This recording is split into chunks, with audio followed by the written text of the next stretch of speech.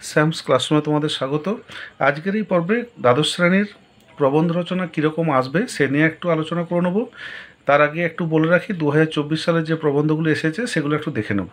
তাহলে চলে আসছি আমরা 2024 সালের কী কী প্রবন্ধ এসছে দেখে নাও। দেখো, প্রথম যে প্রবন্ধটি এসেছে সেটি হচ্ছে যে নিম্নে প্রদত্ত মানস মানচিত্র অবলম্বনে একটি প্রবন্ধ রচনা করো, মানব জীবনে পরিবেশের প্রভাব। তাহলে এটি এসে গেছে 2024 সালে। এরপরে যেটি এসেছে অনুচ্ছেদ প্রস্তাবনা রূপে গ্রহণ করে আর একটু বড় করে লিখতে হবে, সেটা হচ্ছে শিশু শ্রমের বিলোপ। এই অংশটাকে আরও বাড়িয়ে লিখতে হবে। আর এসছে যেটা প্রতিপক্ষের যুক্তির দুর্বলতা প্রমাণ করে সপক্ষে যুক্তি বিন্যাস, বিতর্কমূলক যে প্রবন্ধটি সেটি এসছে ইন্টারনেট পরিষেবায় ছাত্রছাত্রীদের মৌলিকতা বা নিজস্বতাকে খর্ব করেছে। তাহলে এটাও তোমরা দেখে নিলে। এরপরে যেটি আছে তা হচ্ছে প্রদত্ত সূত্র তথ্য অনুসারে প্রবন্ধ রচনা, শতবর্ষে মৃণাল সেন। তো গতবার যে প্রবন্ধগুলো এসেছে এবারে তো আর আসবে না, তাই এবারের জন্য কী কী প্রবন্ধ ইম্পর্টেন্ট সেটা আমরা একটু আলোচনা করে নিই।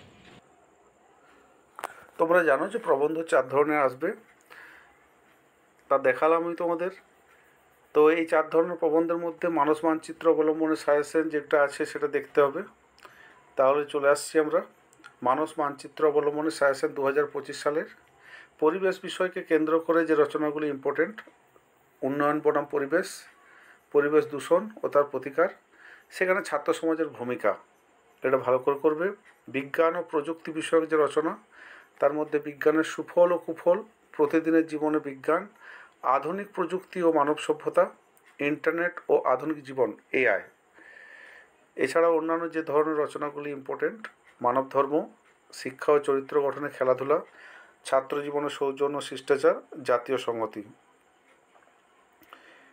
এরপরে যে রচনাটা হয় যেটি অনুচ্ছেদ থেকে বড় করে, সেটা আমি দিলাম না, কারণ এটা কমন পাওয়া খুবই কঠিন বিষয়।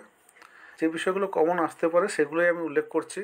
বিতর্কমূলক প্রবন্ধ রচনা পরীক্ষায় প্রাপ্ত নম্বর সাফল্যের একমাত্র মাপকাঠি নয়, এটা ইম্পর্টেন্ট।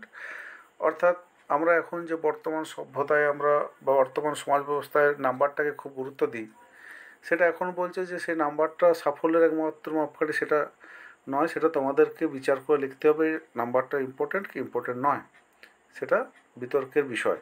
মোবাইল ব্যবহারের সুফল ও কুফল, অর্থাৎ মোবাইল যে ব্যবহার করছি আমরা তার কী সুফল আছে কী কুফল আছে সেই বিষয়টাকে নিয়ে লিখতে হবে। জলভাস ছাড়া চলমান জীবন অচল, একই বিষয়, এটা ঘুরিয়ে এরকম প্রশ্ন আসতে পারে। সরকারি বিদ্যালয়ের হাল খুব খারাপ, বেসরকারি শিক্ষা ব্যবস্থায় দেশের ভবিষ্যৎ। বর্তমান প্রজন্ম আমরা বেশিরভাগ শিক্ষিত প্যারেন্টস বা যাদের আর্থিক সঙ্গতি আছে তারা সবসময় প্রাইভেট স্কুলের দিকে প্রেফার করছে, সরকারি স্কুলে তারা পাঠাতে চাচ্ছেন না, যে কোনো কারণেই হোক। তো এই যে একটা ব্যাপার, সরকারি বিদ্যালয়ে পড়াশোনা হয় না, বেসরকারিতে ভবিষ্যৎ লুকিয়ে আছে, এটা কি তোমরা ঠিক মনে করলে ঠিক সেই যুক্তিগুলো সাজাতে হবে, ভুল হলে তাকে সেই যুক্তি দিয়ে সাজাতে হবে।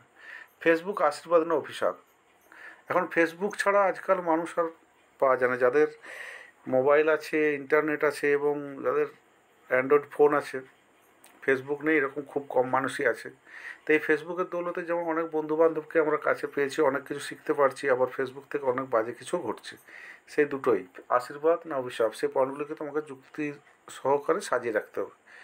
সুপ্রভাব নয়, বর্তমান গণমাধ্যম কুপ্রভাব বিস্তার করছে। অর্থাৎ গণমাধ্যম বলতে আগে আমরা জানতাম যে খবরের কাগজ, রেডিওর খবর, টিভির খবর, এগুলো। এখন গণমাধ্যম মাল্টিমিডিয়ার যুগে অনেক কিছু আমরা পেয়ে গেছি। ফেসবুক এটা একটা গণমাধ্যম, এখন ইউটিউব একটা গণমাধ্যম, এরকম অনেক, ইনস্টাগ্রাম, এগুলো সবই গণমাধ্যমের ব্যাপার। অর্থাৎ মানুষের সামনে সব কিছুকে তুলে ধরা। তা আজকের দিনে এই গণমাধ্যমে যেমন একটা সত্যি ঘটনাও চারদিকে ছড়িয়ে পড়ে, খারাপ মিথ্যে ঘটনাও চারদিকে ছড়িয়ে পড়ে, এরপর অনেক কিছু বিতর্কের সৃষ্টি করে। তাহলে আজকে তোমাদেরকে ভাবতে হবে যে সবসময় সুপ্রভাব নয়, গণমাধ্যম কুপ্রভাব বিস্তার করছে, এই যুক্তিটিকে তোমাকে সাজিয়ে রাখতে হবে। সারা দেশে অভিন্ন পাঠ্যক্রম, বৈদ্যুতিন মাধ্যমে পাঠদান বা পাঠানুসরণ। দেখো, বিভিন্ন রাজ্যে বিভিন্ন রকম তারা সিলেবাস কমিটি আছে, তারা সিলেবাস ঠিক করে রাখেন। দেশের সেন্ট্রাল যে স্কুলগুলো আছে সিবিএসসি, তারা একটা নির্দিষ্ট পাঠ্যক্রম করে রাখেন, দেশের সব জায়গায় প্রায় একই রকম পড়ানো হয়, কিছু চেঞ্জ হতে পারে, কিন্তু আমাদের যেগুলো স্টেট পরিচালিত স্কুল বিভিন্ন স্টেটে তারা তাদের মতো করে কারিকুলাম ঠিক করে। তো সবাই চাইছে যাতে করে সব পড়াশোনার বিষয়টা এমন হবে সব স্টেটে যাতে একই হয়, কোশ্চেন প্যাটার্ন যেমন একই হয়, এরকমটা ঠিক না, আলাদা আলাদা থাকবে, এটাও ঠিক আছে। তো মানুষ যেটা চাইছে অভিন্ন পাঠ্যক্রম, সেটা নিয়ে তোমাকে যুক্তি সাজাতে হবে, বা বৈদ্যুতির মাধ্যমে পাঠদান, অর্থাৎ এখন যে অ্যাক্টিভিটিস, মডেল অ্যাক্টিভিটিস যেগুলো আমরা মডার্ন যে টেকনোলজির উপর নির্ভর করে আছে, সেগুলোকে নিয়ে আমাদের সরকারি বিদ্যালয় স্থাপন করতে হবে, সাধারণ ছাত্রছাত্রীদেরকে সেইভাবে পাঠদান করতে হবে। যেগুলো প্রাইভেট স্কুলে আমরা পাই, প্রজেক্টর বা বিভিন্ন মডার্ন ইকুইপমেন্টস, সেগুলো সরকারি স্কুলে সব ক্ষেত্রে নেই। তো সেইগুলোকে চাইছে, সেগুলোকে নিয়ে তোমাদের যুক্তি সাজিয়ে রাখতে হবে। তো এইগুলো খুব ইম্পর্টেন্ট এবারে বিতর্কের মধ্যে। আর ওখানে তো আগে বললামই যা যা ইম্পর্টেন্ট। এরপর যেটা হচ্ছে সূত্র ও তথ্য অনুসারে জীবনীমূলক প্রবন্ধ রচনা। এখন সাধারণভাবে আমি কটা দিয়ে রেখেছি, টেস্টের পরে আমি আবার একটা চেঞ্জ করব, তখন দেখে নিও ফাইনাল সাজেশনটা কি। এখন টেস্টের জন্য মোটামুটি এগুলো করে রাখবে: স্বামী বিবেকানন্দ, ভগিনী নিবেদিতা, ঈশ্বরচন্দ্র বিদ্যাসাগর, কাজী নজরুল ইসলাম, সৈয়দ মুজতবা আলী, বেগম রোকেয়া। তো ছাত্রছাত্রীরা, এই হলো প্রবন্ধ রচনার সাজেশন। তোমরা যদি প্রবন্ধ রচনাগুলি না পেয়ে থাকো আমাকে কমেন্টস করে জানাবে, আমি তোমাদের রচনাগুলি ইউটিউবে দিয়ে দেবো, তোমরা সেগুলি দেখে তৈরি করবে। এর পরের পর্বে আমি তোমাদের পূর্ণ সাজেশনটি পার্ট পার্ট করে নিয়ে আসতে পারি, তোমরা নজর রাখবে।